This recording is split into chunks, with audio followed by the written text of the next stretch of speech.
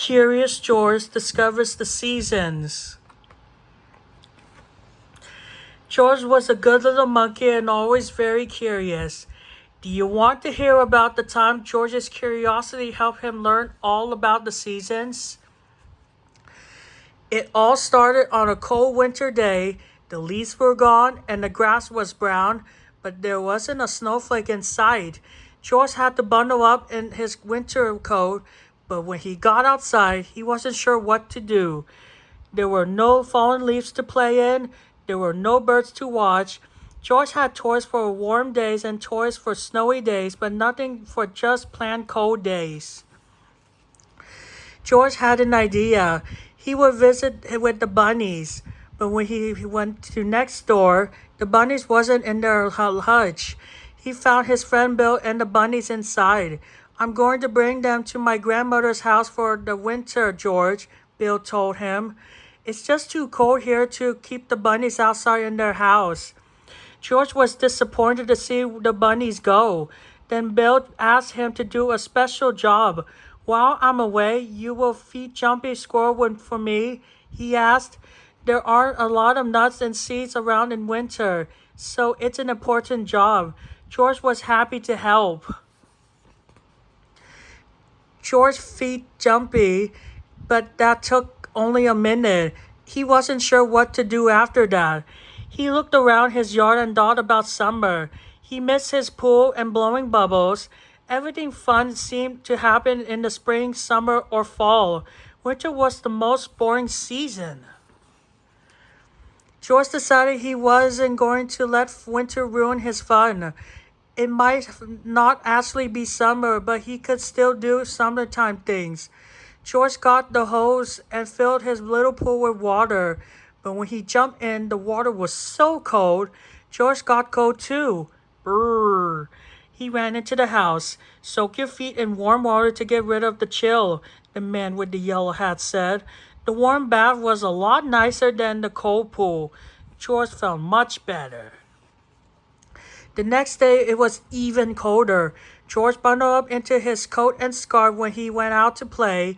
He wanted to enjoy being outside in the winter as much as he would in the other seasons. He sat by his pool to relax. Then George blew him some bubbles for Jumpy. But when Jumpy tried to pop a bubble, they discovered that it had frozen. George didn't know bubbles could freeze.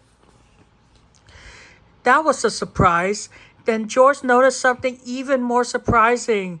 The water in the pool had frozen. Yesterday's summer's fun had turned into today's giant ice cube. George was starting to feel like an ice cube too. He went inside to warm up and drink some hot cocoa. George was puzzled.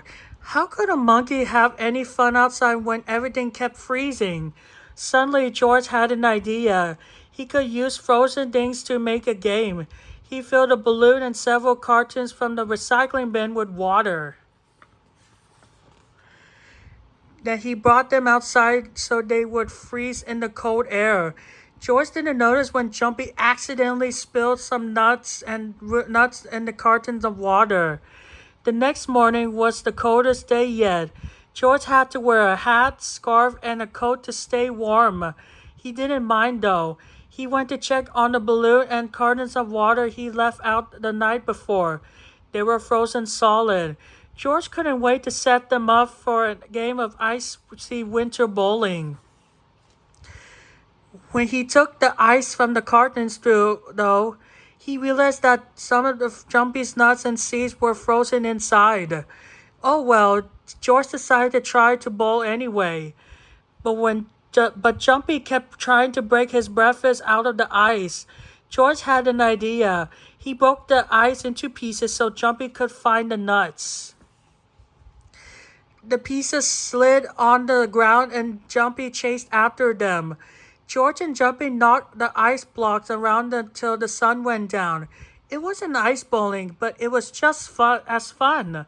Besides, George, he knew how he could try his new bowling invention again the next day. He filled the cartons and balloon with water once more and left them outside.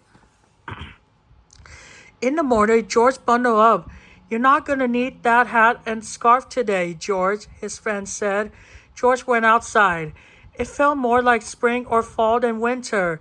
George checked on his cartons and balloon, hoping for another round of ice bowling, but the water hadn't turned to ice. It was too warm for it to freeze.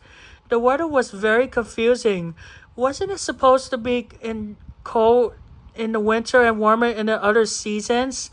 George went back into the house. But later that day, something amazing happened. George thought he saw something outside his window. When he went to look, it was snowing. George thought that if it was cold enough to snow, it might be cold enough for water to freeze again, and cold enough to make a new ice bowling set. Maybe the cold wood could be fun after all. George realized that winter, spring, summer, and fall were all great in their own way, but the pool could wait until summer. Right now, he had winter toys to play with and a whole chilly season to enjoy. The end.